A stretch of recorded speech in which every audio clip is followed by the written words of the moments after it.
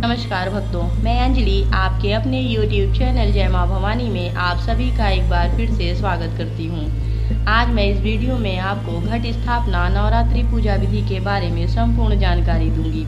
आइए वीडियो को शुरू करते हैं और जानते हैं घट स्थापना के बारे में। घट स्थापना और नवरात्रि पूजा माँ दुर्गा की शक्ति और साधना के सरल माध्यम है। नवरात्रि वर्ष में 2 बार आती है। कलश स्थापना के साथ ही माँ के 9 रूप की पूजा की जाती है। दोनों नवरात्रि की पूजा समान रूप से 9 दिन तक की जाती है।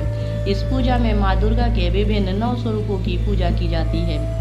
नवरात्रि के पहले दिन कलश स्थापना की जाती है तथा माँ दुर्गा का आवाहन कर स्थापना की जाती है।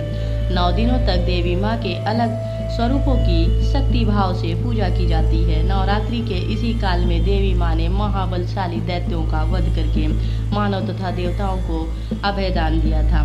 देवी माँ के आशीर्वाद से नवरात्रि के इन 9 दिनों में संसार में सत्व गुण का प्रभाव बढ़ता है तथा तमोगुण का प्रभाव घटता है। नवरात्रि में श्रद्धा पूर्वक यह पूजा करने से शक्ति तत्व का लाभ पूरे परिवार को वर्ष भर मिलता रहता है। आइए जानते हैं घट स्थापना विधि यानी कलश स्थापना के बारे में।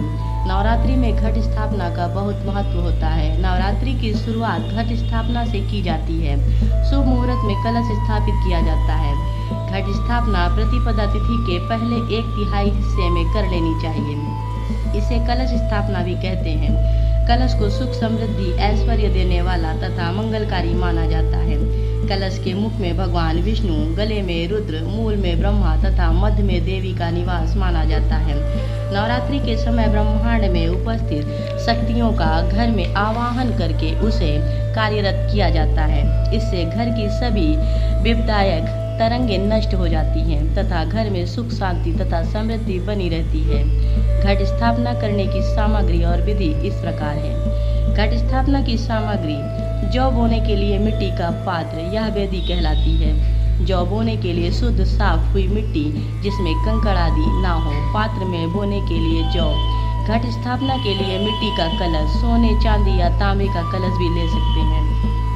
कलश में भरने के लिए शुद्ध जल, गंगा जल, रोली, मौली, इत्र, पूजा में काम आने वाली साबुत सुपारी, दूर्वा, कलश में रखने के लिए सिक्का किसी भी प्रकार का। कुछ लोग चांदी या सोने का सिक्का भी रखते हैं। पंचरत्न: हीरा, नीलम, पन्ना, माड़ी और मोती। पीपल, बरगद, जामुन, अशोक और आम के पत्ते सभी ना मिल पाए तो कोई भी 2 प्रकार के पत्ते ले सकते हैं। कलश ढकने के लिए ढक्कन, मिट्टी का या तांबे का। ढक्कन में रखने के लिए साबुत चावल, नारियल, लाल कपड़ा, फूल माला, फल तथा मिठाई, दीपक, धूप, अगरबत्ती। आइए जानते हैं घट स्थापना की विधि के बारे में। सबसे पहले जौ बोने के लिए एक ऐसा पात्र लें जिसमें कलश रखने के बाद भी आसपास जगह रहे। यह पात्र मिट्टी की थाली जैसा कुछ हो तो उत्तम होता है। इस पात्र में जौ उगाने के लिए मिट्टी की एक परत बिछा दें। मिट्टी शुद्ध होनी चाहिए। पात्र के बीच में कलश रखने की जगह छोड़कर बीज डाल दें। फिर एक परत मिट्टी की बिछा दें। एक बार फिर जौ डालें, फिर से मिट्टी की परत बिछा दें। अब इस मिट्टी पर जल का छिड़काव करें। कलश तैयार करें। कलश पर स्वास्तिक बनाएं। कलश के गले में मौली बांधें। अब कलश को थोड़े गंगा जल और शुद्ध जल से पूरा भर दें। कलश में साबुत सुपारी, फूल और दूर्वा डालें।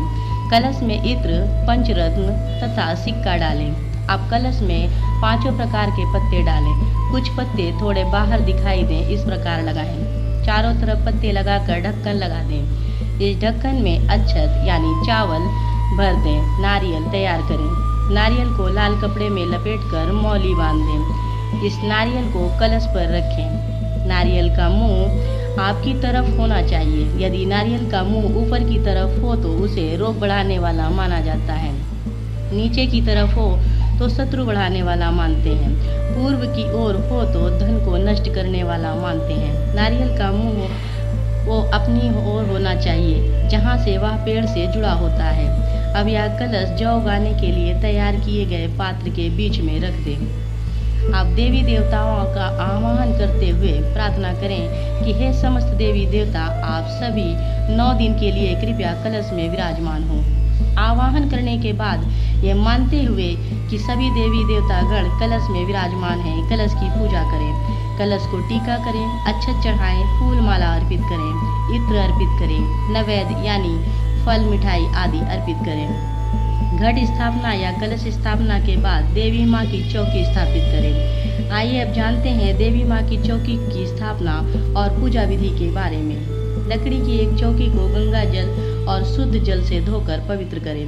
साफ कपड़े से पोंछकर उस पर लाल कपड़ा बिछा दें। इसे कलश की दाईं तरफ रखें। चौकी पर माँ दुर्गा की मूर्ति अथवा फ्रेम युक्त फोटो रखें। माँ को चुनरी ओढ़ाएं, धूप दीपक आदि जलाएं। 9 दिन तक जलने वाली माता की अखंड ज्योत जलाएं। देवी माँ को तिलक लगाएं। माँ दुर्गा को वस्त्र, चंदन, सुहाग के सामान यानी हल्दी, कुमकुम, सिंदूर, अष्टगंध आदि अर्पित करें। काजल लगाएं। मंगलसूत्र, हरी चूड़ियाँ, फूल माला, इत्र, फल मिठाई आदि अर्पित करें। श्रद्धा अनुसार दुर्गा सप्तशती के पाठ, देवी माँ के स्रोत, सहस्त्र नाम आदि का पाठ करें। पूजा के उपरांत वेदी पर बोए अनाज पर जल छिड़के। रोजाना देवी माँ का पूजन करें तथा जौ वाले पात्र में जल का हल्का छिड़काव करें। जल बहुत अधिक या कम ना छिड़कें। जल इतना हो कि जौ अंकुरित हो सके।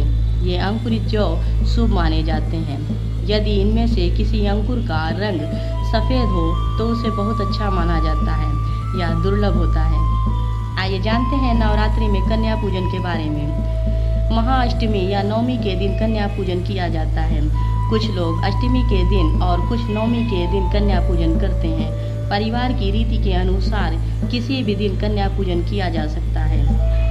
2 साल से 10 साल तक की आयु की कन्याओं को तथा साथ ही बटुक या लंगूरिया छोटा लड़का को खीर, पूरी, हलवा, चने की सब्जी आदि खिलाए जाते हैं।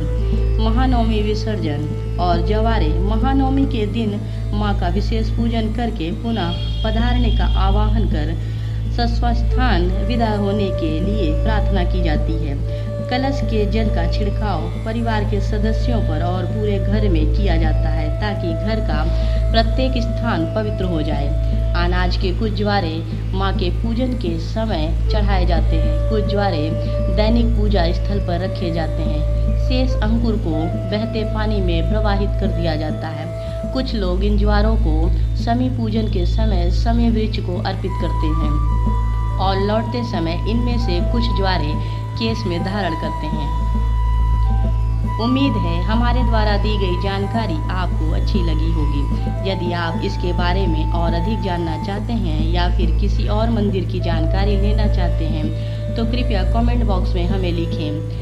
यदि इस वीडियो में जानकारी देते हुए हमसे कोई गलती हुई हो तो इसके लिए हमें क्षमा करें और हमें कमेंट करके ऊपर लिखें ताकि हम आपको अपने आने वाली वीडियो में एक बेहतरीन सुधार के साथ आपको अच्छी जानकारी उपलब्ध कराएं। वीडियो को अंत तक देखने के लिए आप सभी का धन्यवाद। जय माँ भवानी।